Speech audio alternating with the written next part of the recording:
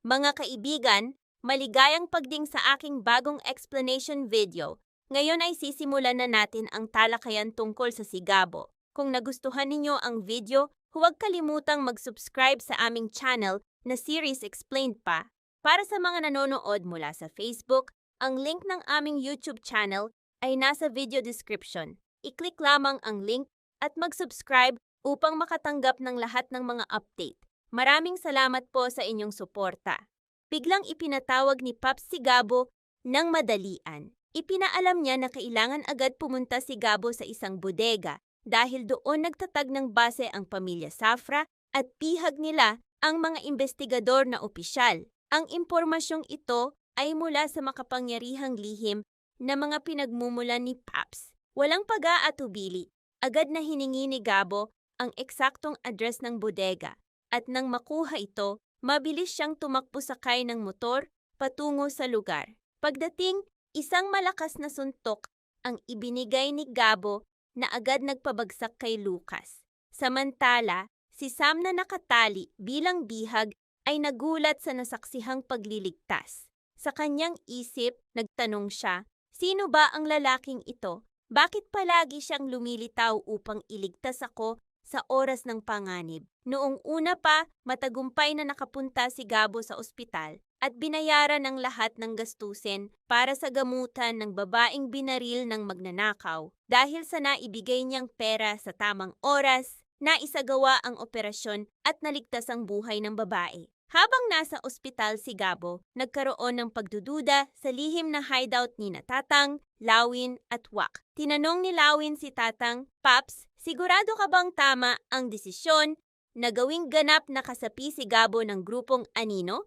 Paano kung magkamali siya at mailagay tayo sa panganib? Matatag na sagot ni Paps, kung hindi ninyo siya pinagkakatiwalaan, alamin ninyong ako ay may lubos na tiwala sa kanya. Nasaksihan ko mismo ang kanyang tapang at galing. Hindi siya sumusuko at hindi umaatras sa laban. Ipinaliwanag ni Lawin at Wak na binanggit lamang nila ito para sa pag-iingat sa hinaharap. May malinaw na kasunduan ang grupo. Kung sakaling mahuli si Gabo ng mga autoridad o matrap ng mga kaaway sa isang misyon, walang pananagutan ang grupo at siya mismo ang dapat magligtas sa sarili. Sa sandaling iyon, tumawag ang isa sa kanilang mga pinagkakatiwalaang espiya kay Pops. Iniulat ng espiya na nagtipon ang mga mapanganib na kalalakihan sa isang bodega at pihag nila ang isang babaeng pulis na nangangailangan ng agarang pagliligtas. Mabilis na nakumpirma na ang pamilya Safra ang nasa likod ng pagdukot. Nakakuha si Tatang ng address ng bodega, ngunit nagbabala ang espiya na napakadelikado ang harapin ang mga armadong miyembro ng Safra. Naisip ni Pops kung kakayanin ni Gabo ang ganoong matinding panganib ng mag-isa. Ibaba niya ang unang telepono at kinuha ang ikalawa.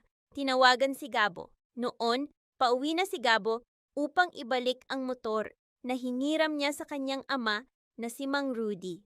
Nang marinig ang ringtone, huminto siya at sinagot ang tawag. Pagka-pick up, agad niyang tinanong si Pops kung may agarang bagay. Walang pag-aatubili, sinabi ni Pops, Gabo, alam mong kapag ako ang tumawag, nangangahulugan ito ng isang misyon na dapat agad na matapos. Matatag na sagot ni Gabo na palagi siyang handang lumaban sa mga kriminal. Ngunit hinding-hindi siya mananakit ng inosente. Inutusan siya ni Pops na pumunta sa partikular na bodega at iligtas ang babaeng bihag mula sa pamilya Safra. Nagpahayag pa rin ng pagdududa si Lawin.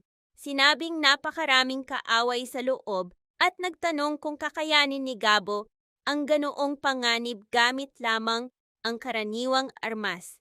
Ang salaysay na ito ay tumitindi sa paligid ng agarang tawag ni Pops, pagliligtas ni Gabo kay Sam, tiwala ni Tatang at pakana ng pamilya Safra. Pinagdurugtong ang katapatan, panganib at kabayanihan. Pagkatapos, inutusan ni Pops si Gabo na dumaan muna sa kanilang lihim na hideout bago ang misyon upang kunin ang mga kinakailangang sandata. Pagdating ni Gabo, ipinakita sa kanya ang iba't ibang makabago at advanced na armas. Ngunit sa halip na pumili ng malalaki at mabibigat na baril, pinili ni Gabo ang mas maliliit na sandata. Ipinaliwanag niyang mas madaling itago sa bewang o gilid at mas maginhawa para sa mabilis na pagkilos. Pinilit siya ni Pops na umalis agad. Pinaalalahanan na nasa matinding panganib ang buhay ng babaeng pulis na bihag.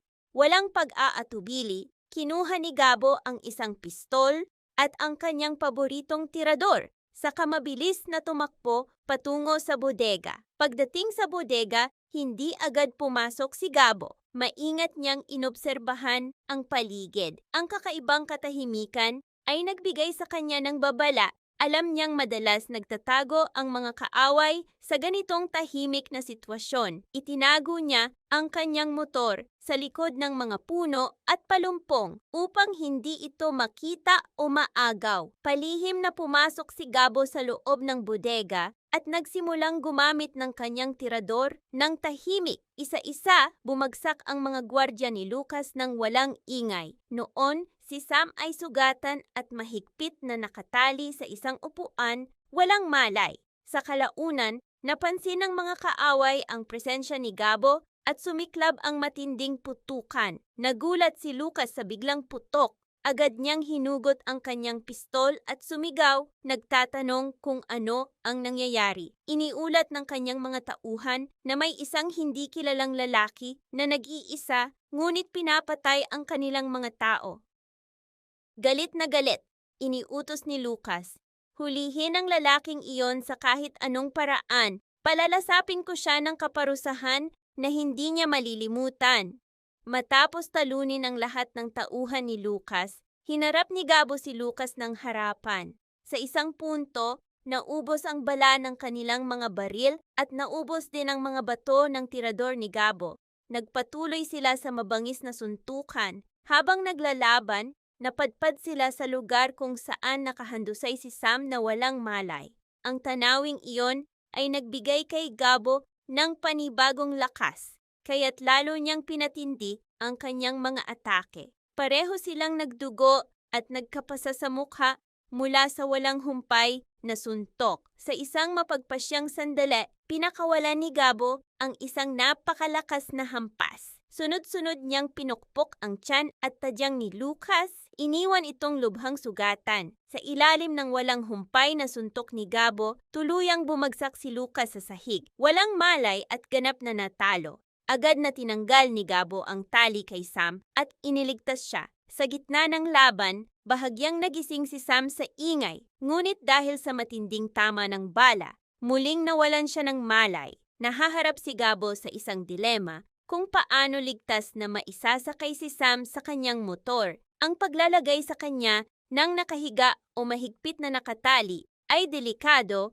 dahil maaaring mahulog siya sa bilis ng takbo. Sa huli, wala nang ibang paraan kaya't umupo si Gabo sa motor at maingat na ipinatong si Sam sa kanyang kandungan na kaharap sa kanya. Inilagay niya ang mga braso ni Sam sa kanyang balikat upang makakapit ito ng maayos habang siya'y nagmamaneho. Sa matinding pag-iingat, dinala ni Gabo si Sam hanggang sa kanyang bahay, sa gininitoang lupay kung saan niya ito inihiga sa kama upang makapagpahinga ng mahimbing. Samantala, nang muling magkamalay si Lucas, puno ng kahihiyan at galit, agad siyang tumakbo sa kanyang ama na si Mariano upang iulat ang lahat at magsimulang magplano ng paghihiganti. Sa kabilang banda, habang inaalagaan ang walang malay na si Sam sa kanyang bahay, marahang hinalikan ni Gabo ang kanyang labi bilang tanda ng pagmamahal.